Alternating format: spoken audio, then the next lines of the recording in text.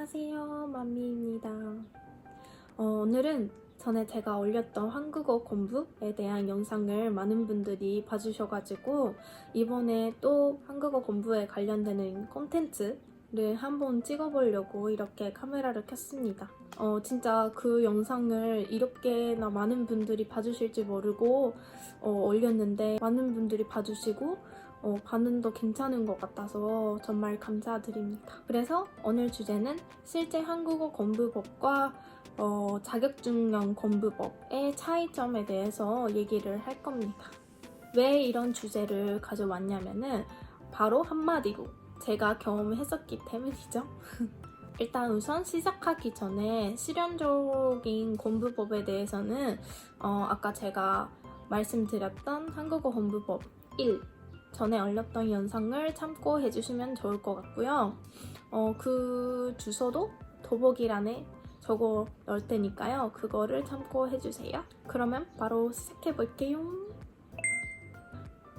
일단 제가 지금 갖고 있는 자격증은 한국어 능력시험 토픽 6급입니다. 일본에 있는 한글은 어렵게 때는 제가 한 번도 본 적이 없습니다.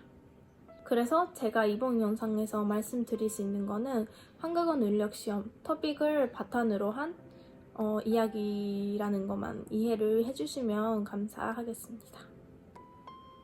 저는 토픽을 대학교 1학년 때 처음으로 봤어요. 제가 대학교 들어가기 전부터 한국어를 독학으로 했었기 때문에 제가 어느 정도 되는지도 모르겠었고 확인 같은 거를 하고 싶다 그런 생각이 들어서 한번 봤었어요. 근데 제가 그때 본 거는 토픽 1 시험이었고 결과적으로는 2급을 합격을 했습니다. 그리고 나서는 한 번도 토픽을 본 적이 없었고 공부 같은 것도 아예 안 했었습니다. 하지만 제가 한국 유학을 하게 돼서 자격증은 꼭 따야겠다 그런 생각이 있었어요. 그래서 유학 끝나기 전까지의 6급을 따는 거를 목표로 하고 있었습니다. 제가 3학년 1학기 때 한국에 갔는데 한 학기 동안은 그냥 한국어 공부를 아예 안 하고 학교 수업만 듣고 시험 보고 영어 공부를 주로 했었던 것 같아요. 그리고 나서 여름 방학 때 잠깐 일본에 한 달 정도 귀국을 하다가 8월 중순쯤에 다시 한국으로 들어와서 다시 생활을 하게 됐어요. 한국에 다시 귀국하고 나서는 한 학기밖에 안 남은 상태니까 저도 좀 뭔가 급한 마음이 있었고 그렇기 때문에 제가 들어가서는 본격적인 한국어 시험 공부를 시작했습니다. 제가 한국 돌아가서 시험 볼 수 있는 날짜가 11월 중순쯤이었어요. 그래서 실제적으로 남은 시간이 한 2달이 안 되는 그 정도였던 것 같아요.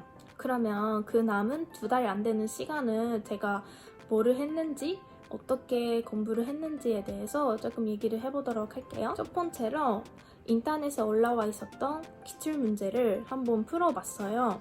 토픽 이 시험은 듣기, 읽기, 쓰기의 3가지 섹션이 있었는데 저는 듣기, 읽기만 풀어보고 점수를 냈었어요.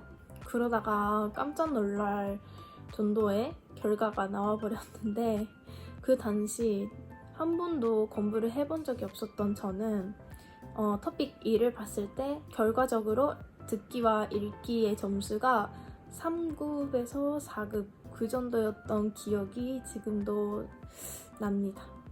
그래서 시간도 아까 말씀드렸다시피 2달도 없고 시간도 없는데 저의 실력을 이렇게 깨달아서 급하게 공부를 해야겠다 그런 생각을 들어가지고 마음 먹고 공부를 시작했어요.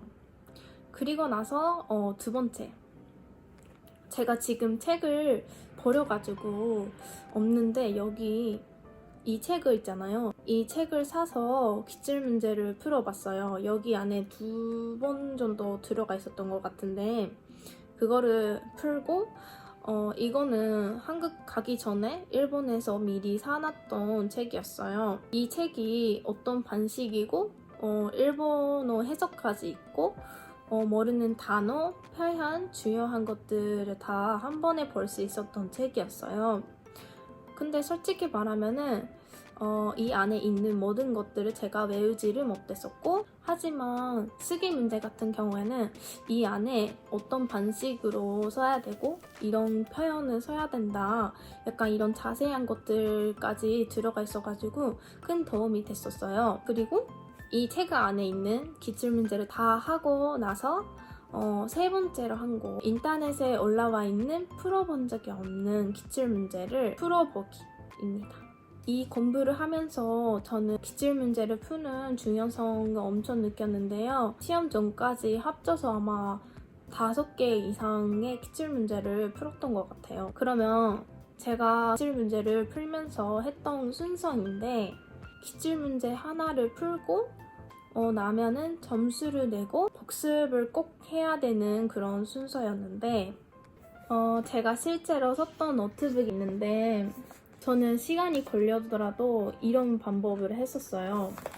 예를 들어서 약간 이런 식으로 읽기가 있고 여기 다 쓰고 한국어를 쓰고, 그리고 파란색 같은 거는 그냥 제 스스로가 번역할 수 있었던 부분이고, 이렇게 빨간색으로 있는 것들 있잖아요. 이런 거는 제가 몰랐던 표현, 그리고 좀 뭔가 나올 때까지 시간이 걸렸던 것들을 이렇게 빨간색으로 했었고, 이렇게 위에 있는 것처럼 뭔가 2개의 의미 있는 것들 있잖아요. 그런 거는 또 따로 쓰고, 그리고 좀 뭔가 중간에 헷갈리는 것들이 있어요.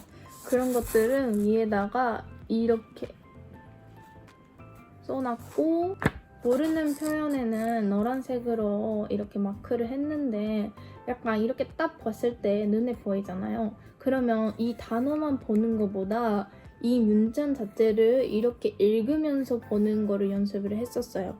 왜냐면 뭔가 단어장 같은 거 있잖아요. 그런 거를 보면서 단어만 외우는 것들을 제가 별로 좋아하진 않았어요. 그래서 뭔가 문장 안에 있는 뭔가 느낌도 다 포함되는 그런 것들을 중요하게 생각을 해가지고 이렇게 문찬으로 했었어요. 근데 이게 한국어 3이라고 써있는데 이미 제가 2권 정도는 다 쓰고 버리고 지금 없는 상태예요. 근데 제가 했던 방식은 이렇게 했었고 그랬습니다. 그리고 6급을 딴 사람들 얘기를 들어본 적이 몇 번 있었는데, 듣기, 읽기, 쓰기 3가지 있었잖아요.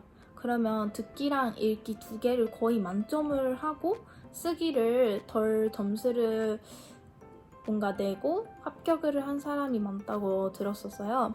그래서 저도 그 당시에는 듣기랑 읽기는 만점을 목표로 공부를 했었습니다. 그렇기 때문에 쓰기 공부 같은 거는 다른 공부에 비해서는 그렇게 많이는 안 했었고, 근데 여기 좀 남아있는 거는 이건 쓰기였는데 뭔가 한번 풀어보고 제가 실제로 써보는 것도 괜찮은 것 같아가지고 써봤는데 중간에 멈추더라고요.